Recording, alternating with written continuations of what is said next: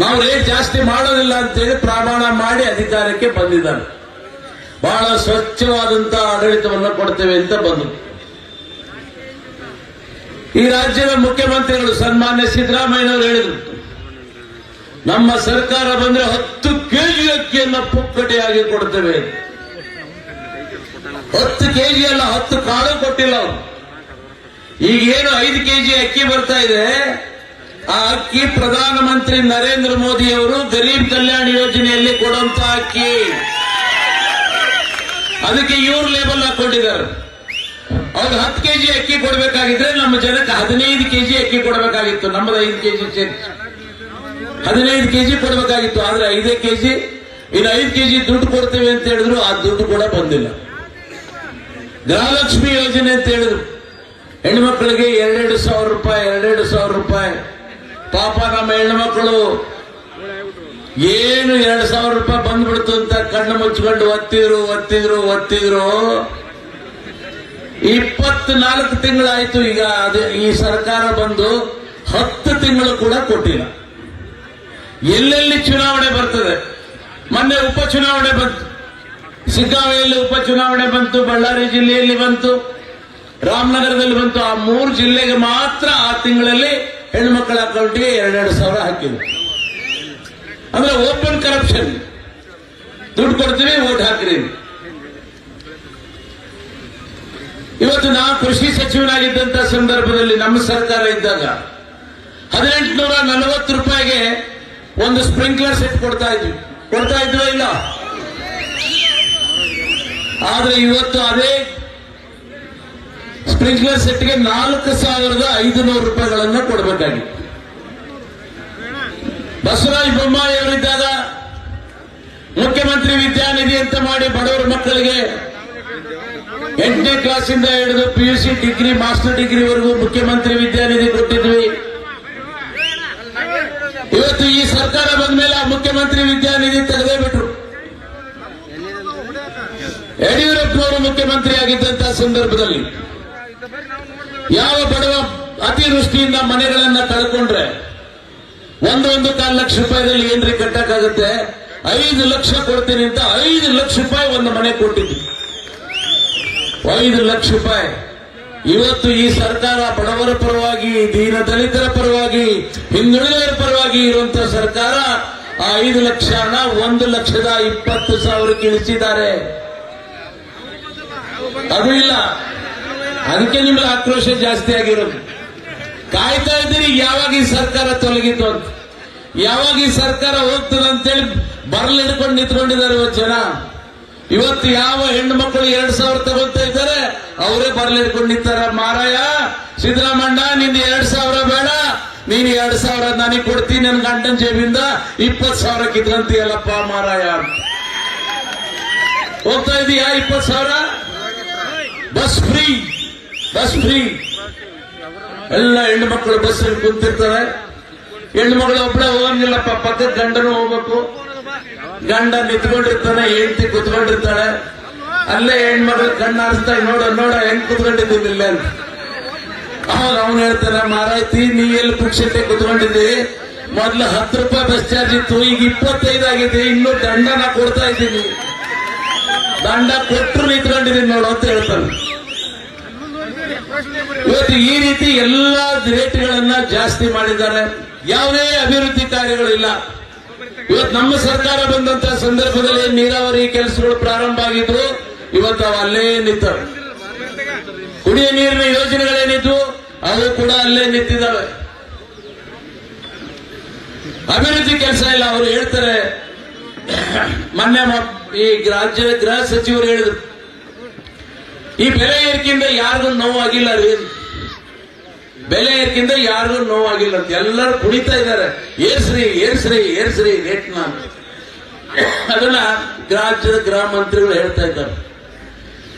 ಇವತ್ತು ಭ್ರಷ್ಟಾಚಾರ ಹಗರಣ, ಮೂಡ ಹಗರಣ, ವಾಲ್ಮೀಕಿ ಹಗರಣ, ಮೂಡ ಹಗರಣದಲ್ಲಿ ನಮ್ಮ ಅಧ್ಯಕ್ಷರ ಒಂದು ನೇತೃತ್ವದಲ್ಲಿ ಪಾದಯಾತ್ರೆಯನ್ನ ಮಾಡಿದಾಗ ಮುಖ್ಯಮಂತ್ರಿಗಳು ತುದಿಗಾಲಲ್ಲಿ ನಿಲ್ಲುವಂತ ಕೆಲಸವನ್ನ ಮಾಡಿದ್ರು. ಇವತ್ತು ಯಾವ ಹಗರಣವನ್ನ ದಿನಕ್ಕೊಂದು ಹಗರಣ ನಡೀತಾ ಇದೆ. ಕಾಂಗ್ರೆಸ್ ಸರ್ಕಾರ ಟಿವಿಯವರೇ ಉಗಿತಾ ಇದ್ದಾರೆ, ಅವ್ರನ್ನ ಟಿವಿಯವರು ನೋಡಿ ಉಗಿತಾ ಇದ್ದಾರೆ. ಭಿಕ್ಷುಕರಾಗಿದ್ದೀರಿ ನೀವು. ನೇರವಾಗಿ ಜನರ ಜೇಬಿಗೆ ದುಡ್ಡು, ಜನರ ಜೇಬಿಗೆ ಕನ್ನ ಹಾಕುವಂತ ಕೆಲಸವನ್ನ ಈ ಸರ್ಕಾರ ಮಾಡ್ತಾ ಇದೆ.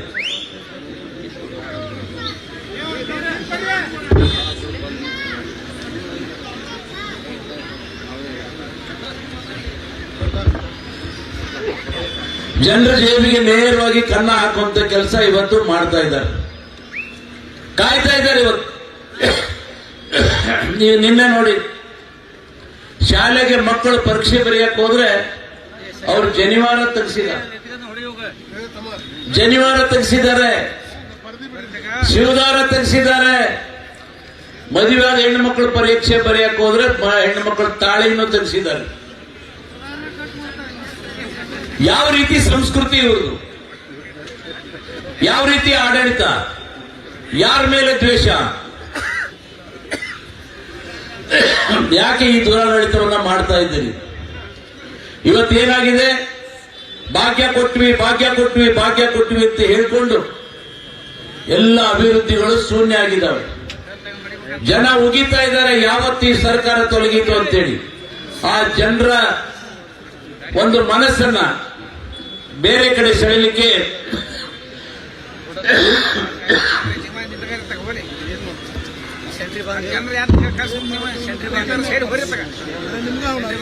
ಜನರ ಗಮನವನ್ನ ಬೇರೆ ಕಡೆ ಸೆಳೆಯಲಿಕ್ಕೆ ಇವತ್ತು ಒಂದೊಂದು ಹಗರಣವನ್ನ ಪ್ರಾರಂಭ ಮಾಡ್ತಾರೆ. ಒಂದು ಕಡೆ ಜಾತಿ ಗಣತಿ ಅಂತ ಪ್ರಾರಂಭ ಮಾಡ್ತಾರೆ. 13ರಿಂದ 18ರವರೆಗೆ ಇದೇ ಸಿದ್ದರಾಮಯ್ಯನವರು ಮುಖ್ಯಮಂತ್ರಿ ಆಗಿದ್ದು. ಅವತ್ತೇಕೆ ಜಾತಿ ಗಣತಿ ತರಲಿಲ್ಲ ನೀವು? ಇವತ್ತು ಜಾತಿ ಗಣತಿ ತರೋದು. ಯಾವಾಗ ಅವ್ರ ಕುರ್ಚಿ ಅಲ್ಲಾಡ್ತದೆ ಅವಾಗ ಆ ಜಾತಿ ಗಣತಿ ವಿಷಯವನ್ನ ಮುಂದಿಟ್ಕೊಂಡು ಬರ್ತಾ ಇದ್ದಾರೆ. ಮತ್ತೊಂದ್ ಕಡೆ ಯಾವಾಗ ಸಿದ್ದರಾಮಯ್ಯನವ್ರ ಕುರ್ಚಿ ಒಂದು ಸ್ವಲ್ಪ ಅಲ್ಲಾಡ್ತು, ಹನಿ ಟ್ರ್ಯಾಪ್ ಅವರವ್ರೆ,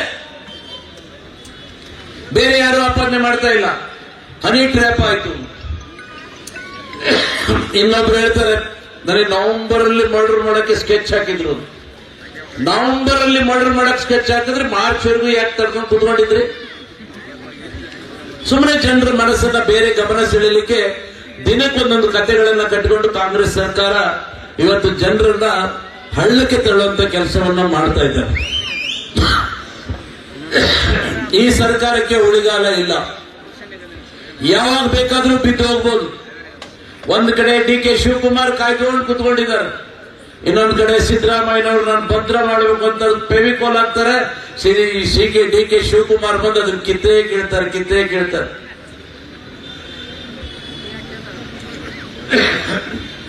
ಹಾಗಾಗಿ ಈ ಸರ್ಕಾರಕ್ಕೆ ಬಹಳಷ್ಟು ದಿನ ಭವಿಷ್ಯ ಇಲ್ಲ. ಮುಂದಿನ ದಿನಗಳಲ್ಲಿ ಯಾವುದೇ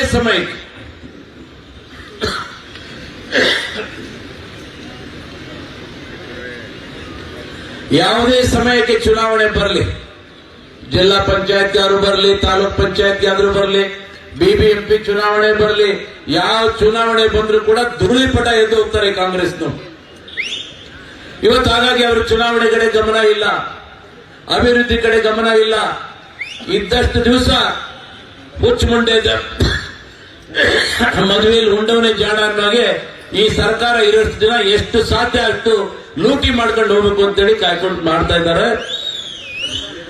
ಮುಂದಿನ ಚುನಾವಣೆ ಯಾವಾಗ ಬೇಕಾದ್ರೂ ಬರ್ಬೋದು, 3 ವರ್ಷ ಇರ್ತದೆ ಅನ್ನೋದಂತ ಗ್ಯಾರಂಟಿ ಏನಿಲ್ಲ. ಅವರು ಬರೀ 5 ಗ್ಯಾರಂಟಿ ಹೇಳಿದ್ರು, ಆದ್ರೆ ಭ್ರಷ್ಟಾಚಾರದ ಗ್ಯಾರಂಟಿ ಹೇಳಿರ್ಲಿಲ್ಲ, ದಿವಾಳಿ ಗ್ಯಾರಂಟಿ ಹೇಳಿರ್ಲಿಲ್ಲ. ಈ ಎಲ್ಲ ಗ್ಯಾರಂಟಿಗಳು. ಆಮೇಲೆ ಹೆಣ್ಣು ಮಕ್ಕಳ ಮೇಲೆ ಅತ್ಯಾಚಾರ ಆಗ್ತಾ ಇದೆ, ದರೋಡೆ ಆಗ್ತಾ ಇದೆ, ಹಗಲು ದರೋಡೆ. ಇವತ್ತು ಪೊಲೀಸ್ ಸ್ಟೇಷನ್, ತಾಲೂಕ್ ಕಚೇರಿ, ಜಿಲ್ಲಾ ಪೊಲೀಸ್ ಕಚೇರಿ, ಜಿಲ್ಲಾಧಿಕಾರಿಗಳ ಕಚೇರಿ ಕಾಂಗ್ರೆಸ್ ಪಕ್ಷದ ಏಜೆಂಟ್ರಂತೆ ವರ್ತನೆ ಮಾಡ್ತಾ ಇದ್ದಾರೆ. ಅಧಿಕಾರಿಗಳಿಗೆ ಒಂದು ಎಚ್ಚರಿಕೆಯನ್ನ ಕೊಡಲಿಕ್ಕೆ ಬಯಸ್ತೇನೆ, ಈ ಸರ್ಕಾರ ಶಾಶ್ವತ ಅಲ್ಲ. ನಿಮ್ಮ ಕುರ್ಚಿಗಳು ಅಲ್ಲೇ ಭದ್ರ ಆಗಿರ್ತಾವಂತ ತಿಳ್ಕೋಬೇಡಿ. ನಾವು ಬಂದಾಗ ಮತ್ತೆ ನಾವು ಅದು ಯಾವ ರೀತಿ ನಿಮಗೆ ಸರಿ ಮಾಡಬೇಕು ಮಾಡ್ತೀವಿ. ಹಾಗಾಗಿ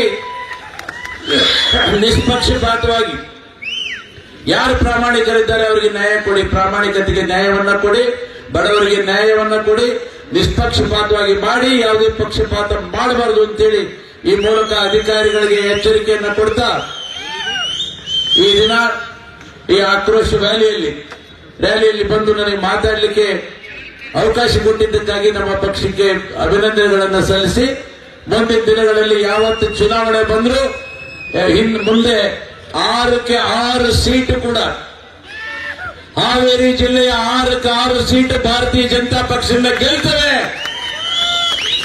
ವಿಧಾನಸೌಧದಲ್ಲಿ ಭಾರತೀಯ ಜನತಾ ಪಕ್ಷದ ಪತಾಕೆಯನ್ನ ಹಾರಿಸ್ತವೆ ಅನ್ನೋಂಥ ಮಾತನ್ನ ಹೇಳಿ ನನ್ನ ಮಾತು ಮುಗಿಸ್ತೇನೆ. ನಮಸ್ಕಾರ. ಜೈ ಹಿಂದ್, ಜೈ ಕಿಸಾನ್.